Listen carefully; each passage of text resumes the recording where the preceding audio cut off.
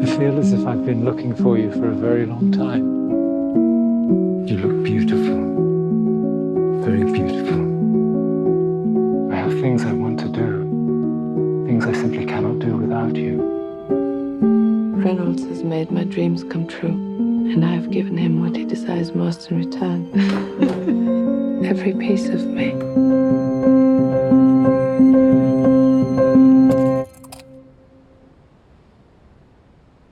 Why are you not married?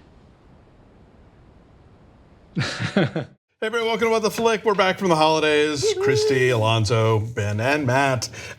We have all seen the latest from Paul Thomas Anderson. It's a holiday miracle. I know. Imagine that. Phantom Thread. We stuffed our stocking with something pretty great. So Daniel Day-Lewis, in theoretically his last performance ever, hopefully that is not indeed the case, but it might be, he says it is, stars as an iconic 1950s couture designer with the fantastic name of Reynolds Woodcock. And he is very meticulous, and his life is structured exactly the way he wants it, and he's very powerful and good at what he does. And then one day he goes to a restaurant and he meets a waitress named Alma, played by Vicky Krieps, who upends everything in his life very slowly but surely, but very powerfully. Take a look. Stop playing this game. What game? What precisely is the nature of my game? All your rules and your clothes and all this money and everything is a game. This was an ambush. Stop. Are you sent here to ruin my evening? And possibly my entire life? Stop it! Whatever you do it carefully.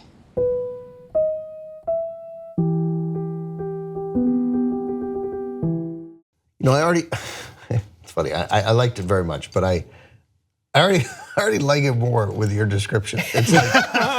It's like, yeah, no, that's simply put, that is what happened. And I was like, yeah, that's right, that is. It just changes, Well, yeah, ever so subtly. Because she starts out being sort of one in a series of muses, and we've seen him discard the last one. In a very, just a powerful scene. The manner in which he, it's subtle but powerful, how he dismisses Muse C. Exactly, so we think this one, we suspect we know where this is gonna go, and then she's smarter than that. Yeah, so I love this movie so much. This is number 2 on my top 10 list. It's a very, very close number 2. I think this movie's pretty damn perfect, and I saw it again last night and it reinforced all that. But it is so subtle and it's so swoony, and well, you think it's one kind of movie. You think it's this very genteel kind of merchant ivory period piece with like the gorgeous, the clothes are amazing. The gorgeous costumes and the interiors and the car, we talked about the car, you know, the breakfast, everything is just so, and then it becomes a Paul Thomas Anderson movie, and it slowly gets like subversive and like darkly nutty in ways that you don't realize are happening until they happen, and you're like, holy shit, this is a whole different kind of movie. And maybe you're on board for that movie, and maybe you're not. I totally was. Yeah, it becomes a Flannery O'Connor story in a very warped sort of way, which is very cool. I would say that the reason why maybe I didn't like it as much as you guys is that I thought it took a very long time to get to the subversive part.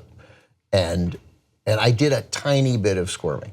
Okay. So well, maybe you're supposed to squirm. Maybe, but not the good. Oh my God, this is too awkward squirming. But the all right, come on. You're fidgety. I was a little fidgety. I think this could have been a half hour short, and not lose anything except for sort of period detail and the lushness. But I feel like you could boil down the essence of everything great about this movie into a leaner package, which is not. I still liked it a lot, but I think that what it has to say, you could have zipped through, maybe. Right, but like, you know, the journey is the destination. There you go. And all, right? I just remember thinking, like, as it got subversive, I was like, okay, this is pretty great now. But like, wow, we took we went the long way around. Right. We took a circuitous route, as my mother would say. Luxuriate in the lighting and the score. Johnny Greenwood did the score for him. Again, this is the 4th time that Johnny Greenwood has done music for Paul Thomas Anderson's films. I heard people come out of the theater and they were like, oh, that score. It's incredible. It's totally unlike anything he's ever done before. I think it's Greenwood's best score that he's done. And I'm not normally a fan of his. I really liked the score, and I thought it really added to the film in a way that sometimes scores don't. Well, you know what, I'm gonna tell you really fast. It's in 90 of the film's 130 minutes. It's practically a character itself, so that's why. It really is. Also, New York is really a character. Are you aware that even though it's set in London? New York is a sandwich. I really liked how there was this representation and kind of perception of the ownership of Woodcock's work as art, right? There becomes discussions as to who gets to wear his dresses. There's a moment where some fans come up, right? Where they're at dinner and some women come up and one of them says something to the effect of I hope to be able to wear one of your dresses one day. And he's not exactly dismissive, he's oblique about it. It's almost like he's thinking, he's suggesting like, well then go through, have a life where you earn it. Yeah, without really saying it.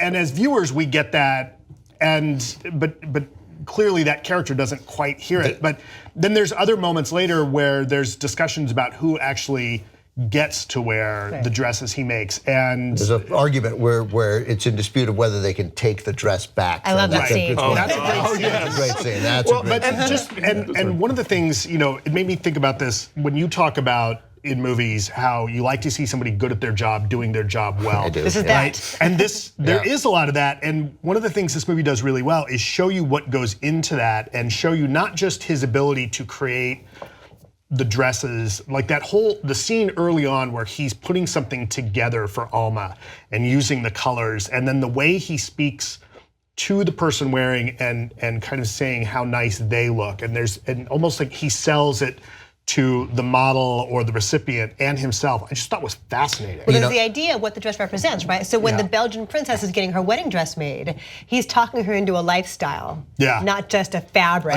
Which was great, right? He's like, let's take this even further in what this dress means. And plus you have the science fiction element of a heterosexual man as a fashion designer in England in the 1950s. Right. I don't think there were any. Well, he's meant to be Balenciaga. I think he's meant to be like, that's who inspired it, is Balenciaga. Well, I've heard that, and I've heard it's a name I'd never heard before. It's like, it's a firsty like Richard William or something. It's like so they did a lasty here. Exactly, some guy of that era. But what I like about this movie is that it is about what we let, or rather what men who are called geniuses think they're allowed to get away with. Yeah, that's right. And I think like so in so many professions, whether it's sports or the arts or business, politics certainly, there are people who reach a certain level, and enough people have told them how great they are and how brilliant they are that they think they can get away with all sorts of horrific behavior because they're so brilliant and they're temperamental or whatever. And this movie kind of calls them out and says, no. Well, and to that point, there's not one, but there's two women who managed to kind of step up to his behavior in vastly different ways, right? His sister. Yeah, let's talk about Lesley Manville. Oh my God, so the sister at one point, when they start a fight, and she basically says, "Oh no, don't you dare!" Right? And you see how between sips of tea, it's between so British. She's so not fucking having it. But there's great moments where you see that her relationship with him, she works with his kind of idiosyncrasies, but doesn't let them affect her. And then Alma comes in a completely different way. And I love you get two characters who still, if not manipulate, at least can work with him and not lose sight of themselves, I think.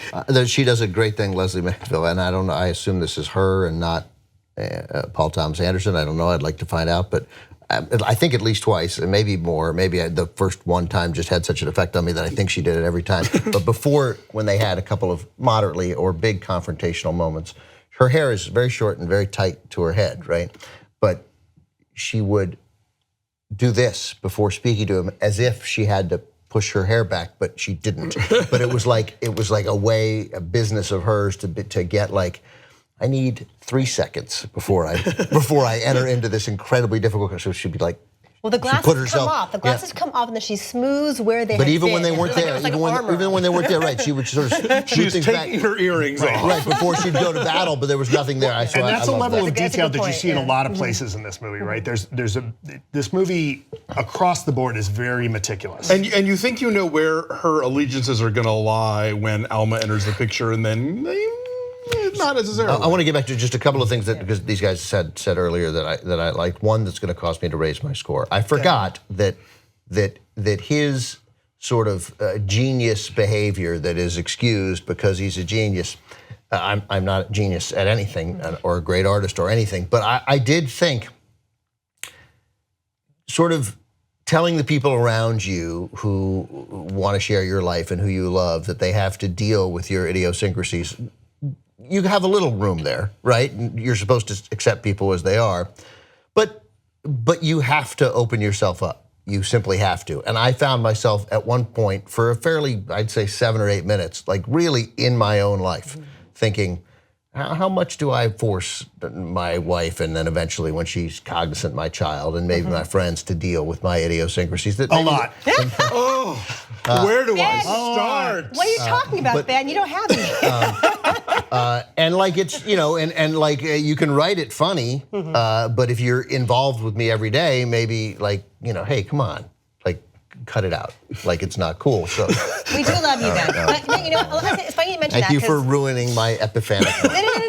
No, but I saw it again last night, and that's something I took away from it. Not that I'm idiosyncratic, because I'm totally not. Oh, heavens, but no. the one thing this movie is about is how, when you are in love with somebody, how you need to learn to tailor yourselves to each other. And maybe it's not necessarily a compromise, it's just like a mutual understanding of, okay, I'm a rigid person, you're a rigid person. If we're gonna make this work, we gotta figure it out. And so Alma is a pretty tough chick. Yes. But she acquiesces somewhat, at the beginning at least, to make herself part of his routine and part of his world, and she goes to work for him a little bit.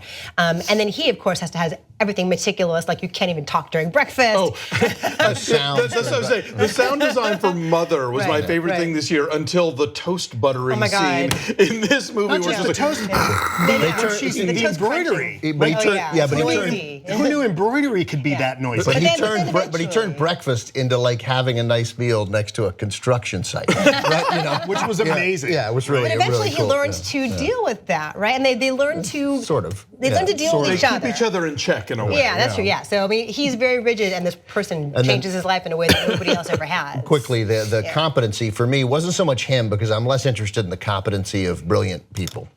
I've always got that. I'm impressed. Like, so the older woman is what got me in that.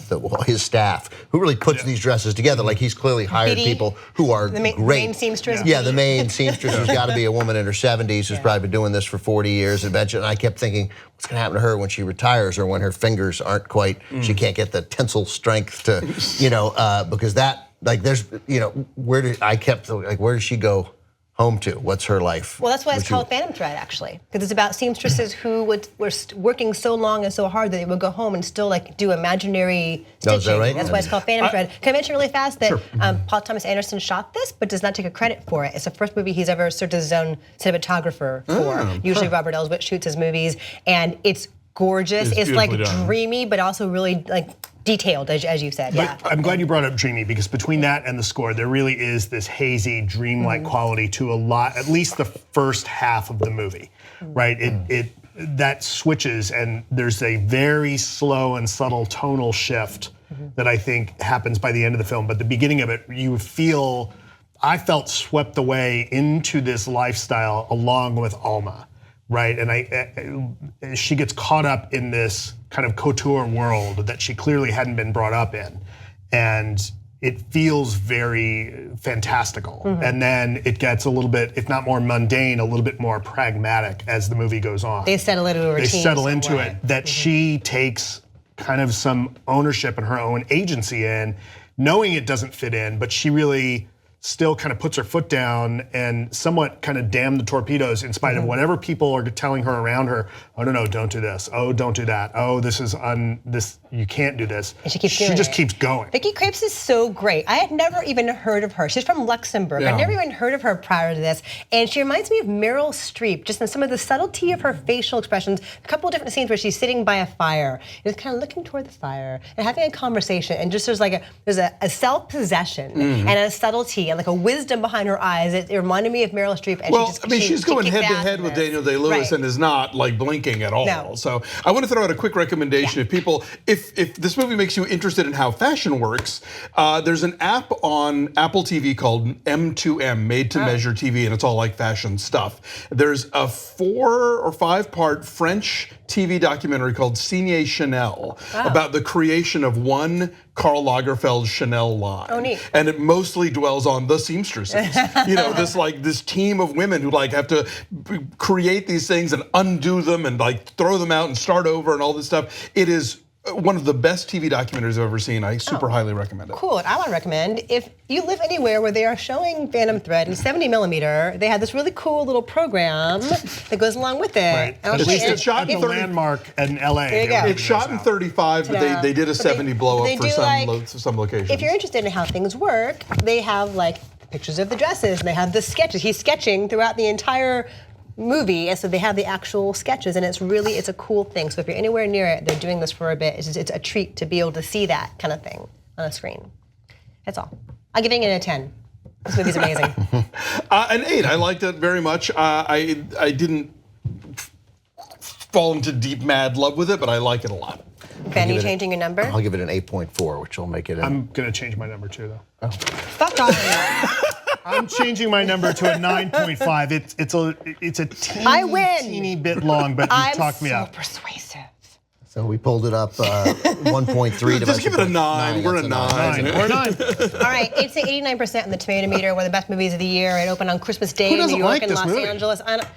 Somebody always doesn't like something. Lady Bird's not at 100 anymore, right? Don't blame me. That guy did it. He did that on purpose, I think. Just to be a shit stirrer. But anyway, nobody doesn't like Sarah Lee. It's trickling out starting this weekend, always so room for please, Yellow. please, please find it on the biggest screen you can. Yes. Bye.